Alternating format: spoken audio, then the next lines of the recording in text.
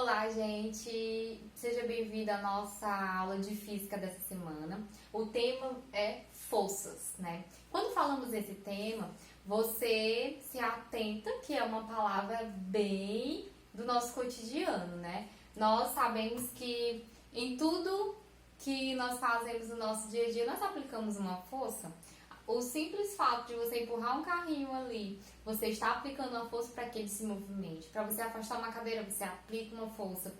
Para você caminhar, você aplica uma força. Para você puxar ali o cachorro, você aplica uma força. Para você praticar um esporte, você também aplica força. Para você abrir uma garrafa, você aplica força. Então, a força, ela está presente no nosso cotidiano, no nosso dia a dia, tá? Para o universo, os astros se moverem no universo como nós o conhecemos, é necessário a presença de forças. Então, força é algo assim bem que está bem presente no nosso cotidiano. Aqui nós vamos definir ela fisicamente. O que é que vem a ser? Força é uma grandeza física vetorial que surge devido a ações mútuas entre corpos que estão interagindo, provocando uma deformação no corpo. Então é assim, quando corpos interagem entre si, acontece ali uma aplicação de uma força. E com isso há uma deformação do estado desse corpo. Se ele estava em repouso, ele pode que ele adquire uma velocidade e uma aceleração. Então ele vai sair do repouso e vai entrar em movimento. Se ele estava em movimento, apliquei uma força de resistência, fiz com que ele permanecesse em repouso, né? Voltasse ao seu estado de repouso, saísse do movimento e passasse ao estado de repouso. Então, toda vez que há interação de corpos aí e há forças entre esses corpos, eu tenho que ocorre uma deformação no estado desse corpo, tá certo? Quando nós falamos aqui que força é uma grandeza vetorial, cabe a nós caracterizar e diferenciar as grandezas físicas. Existem dois tipos de grandezas físicas, as escalares e as grandezas vetoriais. No caso, a força é uma grandeza vetorial. Mas o que vem a ser uma grandeza escalar? É aquela grandeza em que, para ela ser bem definida, é necessário apenas um módulo, que é o seu valor, e a sua unidade. E aí você falou o valor da grandeza e a unidade, você entendeu, conseguiu passar a mensagem. Por exemplo, se eu falo, são 8 horas, a pessoa que vai estar ali ouvindo vai entender que você está falando do tempo. Se você falar, eu tenho 40 quilogramas, a pessoa vai entender que você está falando da sua massa corpórea. Hoje está 30 graus Celsius. A pessoa vai entender que você está falando da temperatura. Então, basta o número, o módulo e a unidade para que a grandeza esteja bem esclarecida, bem compreendida para quem está ouvindo, certo? Já a grandeza vetorial não é bem assim. Para a grandeza vetorial estar bem caracterizada, se faz necessário definir o módulo dela, que é o valor dela, a direção e o sentido. Um exemplo da força. A força é uma grandeza vetorial. Se eu peço para alguém empurrar uma mesa, aí a pessoa não sabe se a força que ela vai aplicar vai ser necessário para empurrar essa mesa. Aí ela pode perguntar, quanto de força é necessário para me empurrar essa mesa? Seria o módulo, né? Para que direção você quer que eu empurre essa mesa? Horizontal, vertical? E qual é o sentido que você quer que eu empurre essa mesa? Para a esquerda? Para a direita? Então, para força estar bem caracterizada, é necessário o módulo, que é o valor dela, é necessário a direção e é necessário o sentido, que é o que caracteriza as grandezas vetoriais, tá certo? As grandezas vetoriais, elas são representadas por vetores, tá? E os vetores, eles são representados por uma letra, maiúscula ou minúscula, e em cima uma setinha, tá certo? Tem o A aqui, em cima tem uma setinha, é um vetor, vetor A. A força, ela é representada por um F maiúsculo e uma setinha em cima, que é o vetor força. E graficamente, os vetores são representados por setas, onde nessas setas está caracterizado o módulo, o sentido e a direção. Observem aqui, ó. Nessa figura, eu tenho uma seta. Essa minha seta aqui representa graficamente um vetor. O vetor V. Olha só, o V tem uma setinha em cima. O módulo do meu vetor é representado apenas pela letra V. Esse módulo é o tamanho da minha seta. Então, o tamanho da seta é o módulo, é a medida do vetor. A pontinha da seta aqui indicando para onde ela está indo é o sentido do teu vetor. E como ela está no espaço, localizada no espaço, é a direção do teu vetor. Então, o vetor ele possui essas três características aí: módulo, sentido e direção. Atentem para isso, tá? Importante. Tipos de força. Existem dois tipos de força: força de contato e força de campo. Força de contato é aquela em que os corpos entram em contato entre si, tá? Exemplo, ao empurrar um carro, para o carro se movimentar, para que tenha ali uma força, foi necessário que acontecesse um contato aí, né? Forças de campo são aquelas em que não precisa ter o contato entre os corpos, mas sabemos que está acontecendo. As forças de campo são de três tipos: força gravitacional, por exemplo, a Terra atraindo a Lua. Não precisa a Terra e a Lua entrarem em contato, mas existe ali uma força entre elas, uma força de atração, tá? É a força gravitacional.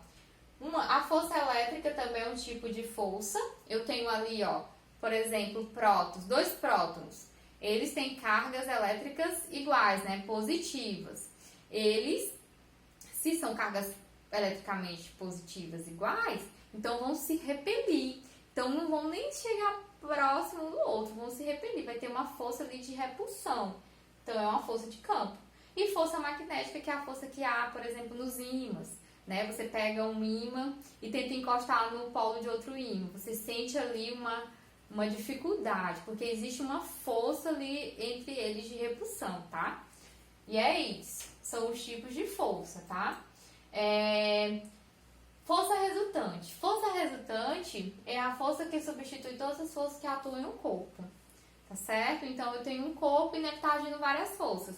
Eu posso substituir todas essas forças por uma força apenas, chamada de força resultante. Como é que eu obtenho essa força resultante? É obtida através da soma vetorial das forças que atuam no corpo.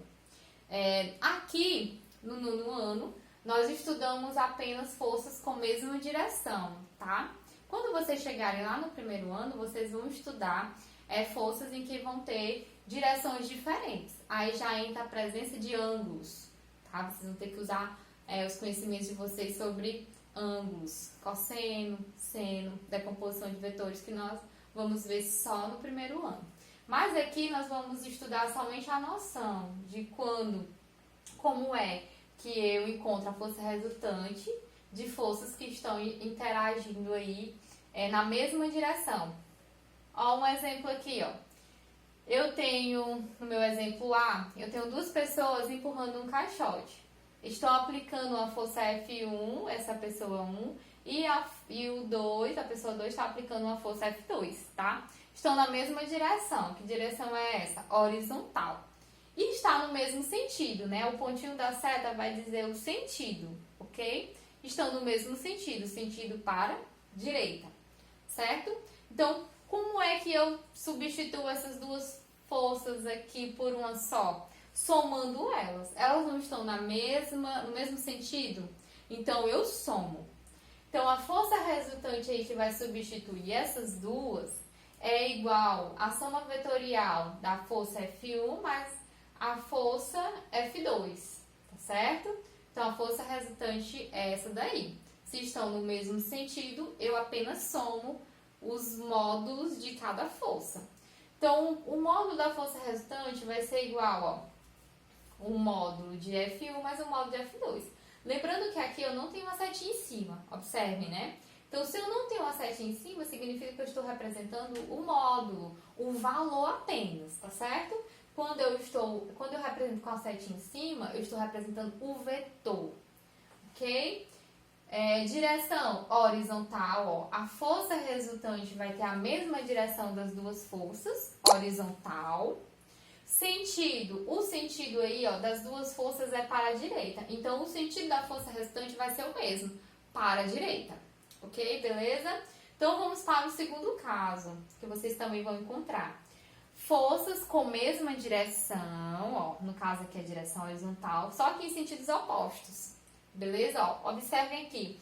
No caso B, eu tenho esse homem 1 aqui está empurrando para a direita e o 2 está empurrando para a esquerda. Eles estão empurrando na mesma direção, horizontal, só que em sentidos opostos, certo? Então, como é que eu vou obter a força resultante? Subtraindo esses dois vetores aí. Então, a força resultante vai ser igual ao vetor da força 1 menos o vetor da força 2. Eu vou subtrair. O módulo,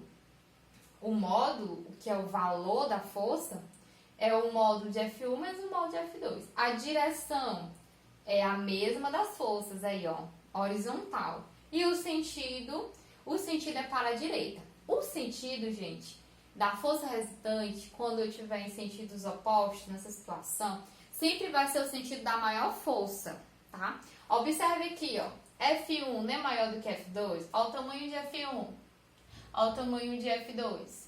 Então, a força F1 está para a direita, é maior do que a força F2. Então, a força resultante vai ser para a direita. Beleza? Então, é assim que a gente calcula a força resultante. Força resultante é muito importante, viu? Porque ela vai facilitar muito a nossa vida. Em vez da gente representar várias forças agindo no corpo, representamos todas elas por apenas uma força. Passando aqui, observações a serem destacadas. Vamos lá, primeira. Se a força resultante for negativa, significa que ela é oposta à orientação do referencial adotado. Tá? Então, se você fez lá a continha e a força resultante, o módulo dela deu negativo, significa que ela está no sentido oposto, tá? Do referencial adotado, está na orientação oposta. Outro ponto. Quando uma força atuar sobre determinado objeto, ela provocará aceleração, ou seja, a velocidade do objeto sofrerá alterações durante o tempo de atuação da força. Quando você aplica uma força sobre um corpo, se ele está em repouso, ele vai começar a se movimentar. Então, ele vai adquirir uma aceleração, ou seja, a velocidade vai variar. Tá? É isso que está dizendo aqui. Ok? Então, quando uma força atua no corpo, ele começa a ser acelerado. Então, aconteceu uma variação de velocidade desse corpo. Certo?